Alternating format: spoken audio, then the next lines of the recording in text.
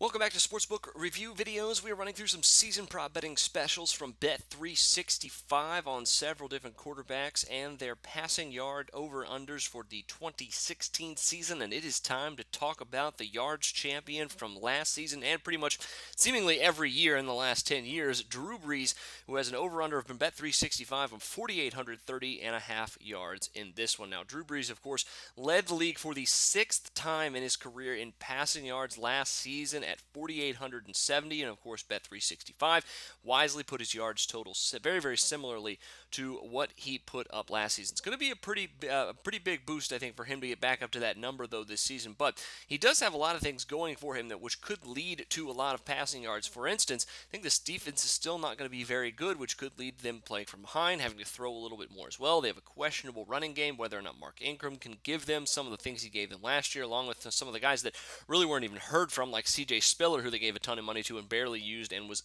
really pretty inconsistent when he was in the game as well. But Brees did take 31 sacks last year. Not a huge number, but a little bit concerning here if you think their offensive line is going to be a little bit weaker. But I think the main issue for me in this one is not much of a clear-cut second option for Drew Brees, and I think it's one of the reasons why I'm leaning towards the under in this one, hedging against him kind of putting up a similar season to what he did last year. Brandon Cooks is an absolute beast. I think he is going to easily be over 1,000 yards, maybe even 1,200 yards this season passing. Going to be easily Drew Brees' favorite target. They did bring in Coby Fleener, but pretty much overpaid for him a lot, and I am not a big fan of Coby Fleener. Anyways, from here in his time in Indianapolis, really didn't show much, and I don't think he's going to be too much improved. I think he will definitely be improved, but not too much improved to where he's the Jimmy Graham-esque tight end the Saints have been missing over these last few years. Of course, I like Snead as well as a solid second option, but not really a game changer for the New Orleans Saints. So really, at this point, if you combine all of that with Drew Brees' contract disputes over the last over this summer here, I think it's a pretty risky bet for you to think that he's going to go over 4,800 yards into the 4,900 yard territory here from Bet365. I think a more reasonable play actually might be on the under in this one. I think it could be actually a little bit safer of a play. And even if Drew Brees is obviously throwing the ball a lot this season, which I project him to do, he could have more value here on the under here in this one.